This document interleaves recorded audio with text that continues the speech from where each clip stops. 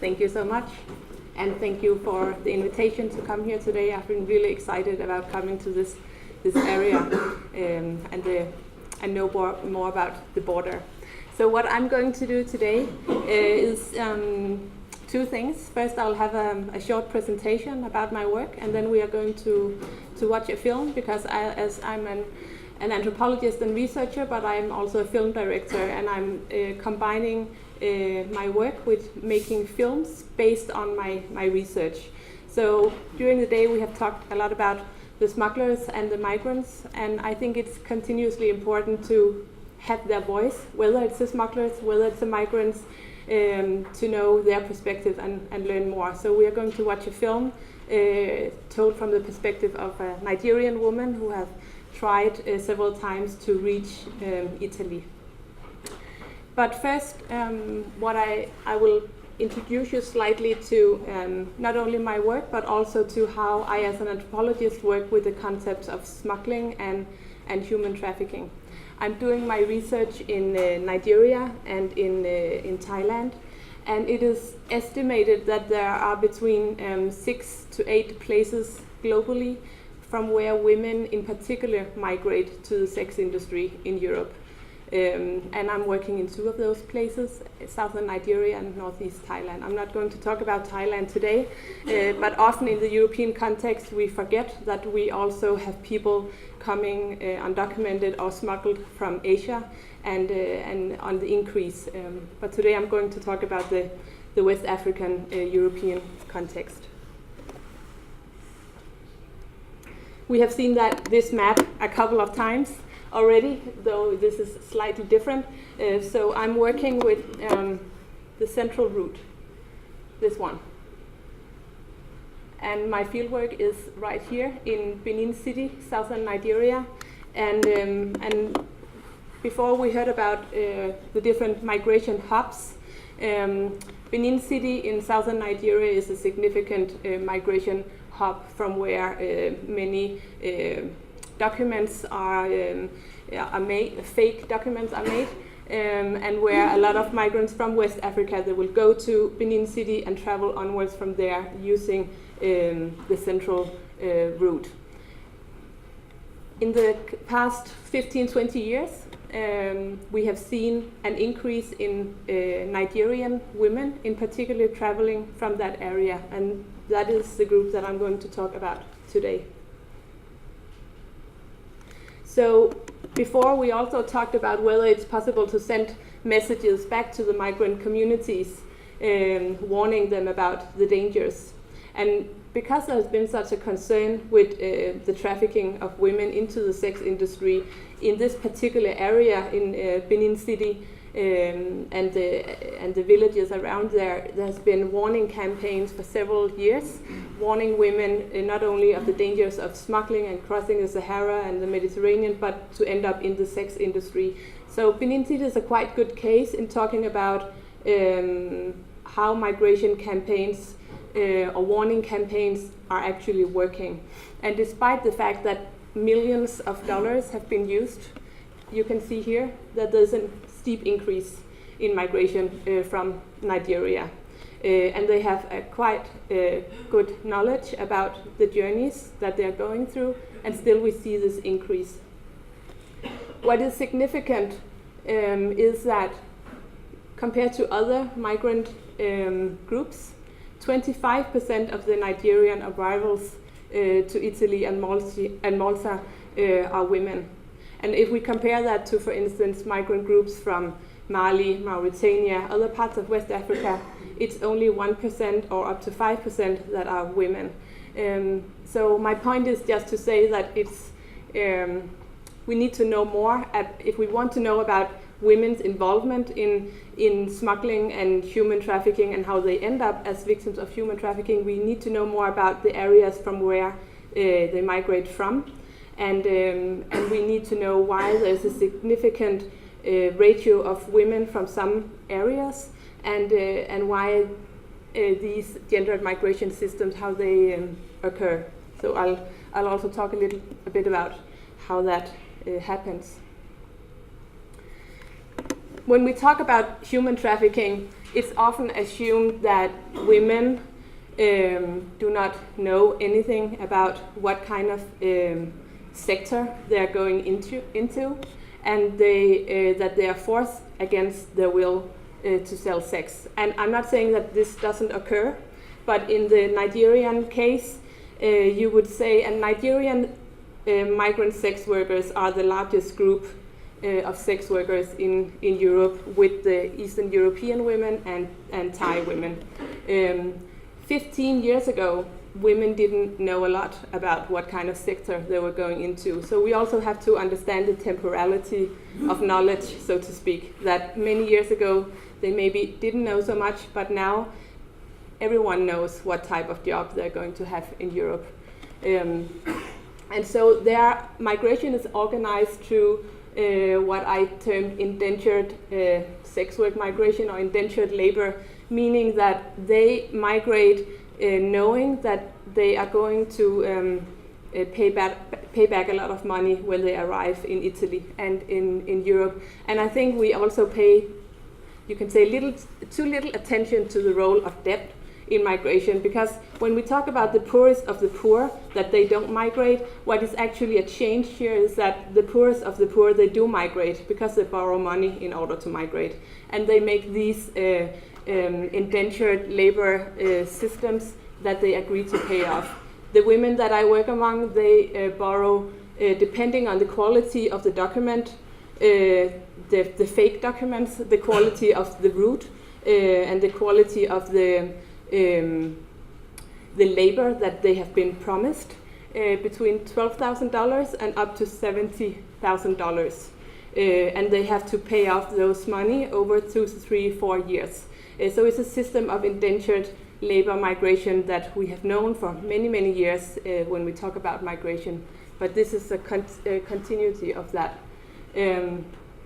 And I just wanted to point out that I think it's often very important to actually follow the money when we talk about economic migration and trafficking and what is it that make people leave.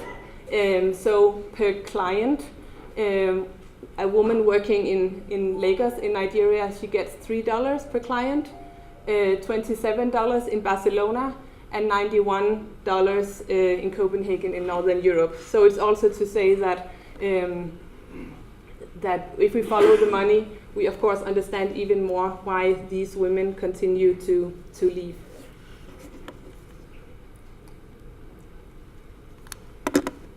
Very often we talk about human trafficking as, again, enforced and against the will of the person who are involved. And we know from very much ethnographic research now that the level of knowledge and the level of voluntariness involved in trafficking is significant. And that, of course, really, you can say, deconstruct some of the ideas we have about human trafficking, that you can actually slowly become involved or involved in your own exploitation. And that's a major challenge for the way that we understand human trafficking, that it's not, and you will see that in the film, it's not women being taken away from the village against their will, which has often been the imagination of human trafficking. It is women and men, because there are also a lot of men being trafficked, that slowly get more and more involved in networks where they have to pay back money, they made different promises. So it's a slow process where people make decisions, or they feel that they make informed decisions. So the definition that most trafficking scholars are using for human trafficking is that it is that we can't only look at it within a crime framework. We have to understand how these three things are intertwined.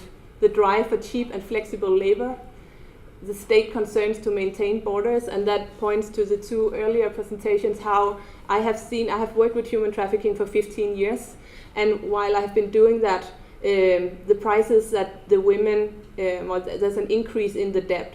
So the more difficult it is to enter Europe, the higher the debt. and then migrants' desire for opportunities to improve their lives. And that points, of course, back to the areas from where they migrate from, because remittances for so many years have come back to Benin City, to southern Nigeria. And that is, as we talked about before, one of the major ads for continuous migration. In the Q&A, I think we could talk more about some of the questions that my research are that I'm working on currently, and that is how do we define trafficking versus smuggling? And in my work, the main difference is that smuggling for the Nigerian women migrants and also for the men migrants are it's a question of the transport across the Sahara and across the Mediterranean, whereas trafficking is the question of exploitation of labor, and it's a much longer process. So the smuggling for them is often people they don't know, and it's short term, whereas the exploitation of labor is a long-term process. Which means that many of the migrants that arrive in Europe that I work with, they say that they understand trafficking as a safer way of migrating than smuggling. And why is that? It is because they say that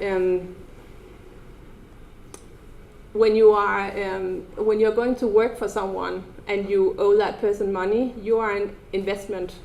So you need to arrive more safely at the shores of Europe. So the women working in the red light districts in Europe, they will say that it's more safe for them to owe someone money that they have to pay back over time than to simply be smuggled. And I think that changes our perspective on how we understand trafficking and smuggling, because if you are an investment, you need some of the people that facilitates your migration will take better care of you. That's what they say. They also prefer that in this framework of organized crime that we have also tried to kind of deconstruct somewhat, they would say that the more organized, the safer for them, which also challenge our understanding of organized crime, because previously, 15 years ago, across the Sahara Desert, many of the women, and I have interviewed several of them who migrated many years ago, they would take a pickup truck. You will also see that in the film. The pickup truck will collapse during the desert, and there would be no one there to pick them up, and people would die. And it's not that people are not dying in the desert anymore, but now it's so organized that there will very shortly arrive a new pickup truck. So the more organized and the more that are offering smuggling, the more safe for them and the better it is for the madams who are organizing these trips for the women to choose between different kind of smugglers that cross the Mediterranean, so they can choose better ships with less people on board, all these kind of things. So I think it also challenges our ideas on organized crime and safety during these journeys. Also, what we have seen, and this is in the past year, that the prices that I mentioned before of up to $65,000 or $70,000, they are on the decrease. So that some of the women that arrive now, they are younger, and they don't owe as much. $25,000, which is of course still a lot, but not compared to the other prices. And I think we can explain that by, again, the more organized, the easier to negotiate and make bargains. But that's something that we are looking into. Then we also have the smuggling and or trafficking involvement to finance own migration. So someone in the audience asked about how women's involvement are in the smuggling. And it's true that we don't see as many women in the smuggling business across the Sahara and across the Mediterranean, but we see a lot of women as recruiters and they do that often to finance their own migration. So if I have several cases of that. You agree that you would pay, say, $60,000 back over the next 3 years, but you can have that price reduced to $30,000 if you find 5 other women who will travel with you. And that's really a way that many of these systems. So you are involved in the recruiting, smuggling, trafficking in order to reduce your own travels.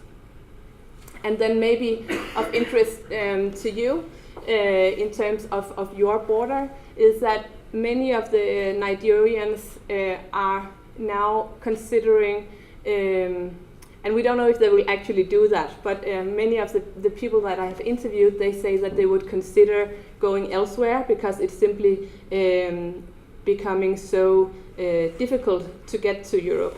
And it's becoming difficult to earn a lot of money in Europe, so it's not so much because it's more dangerous, but simply where can you earn the money? And there are new markets so we will see more south-south migration because you can make money now in China, the Middle East, South Africa, and several of my informants also mentioned that they wanted to travel to Argentina, Brazil, and then onwards to the US. So I don't know if you meet any Nigerians, but they certainly talk about that. And just as you see, I mentioned that it's not the anti-sex work policies, because one way that has often been suggested to reduce the trafficking of women to the sex industry is to criminalize the clients, and that would be a way to reduce the demand. But it's very evident that when you look at these areas from where the women are migrating, they don't care about sex work policies, they care about migration policies. So you can't really reduce migration by working on the anti-sex work policies. But as said, I think it's important to look at how the people involved explain their journeys themselves. So this was the end of the presentation, and then I'll show you the film, and then you'll have a Q&A.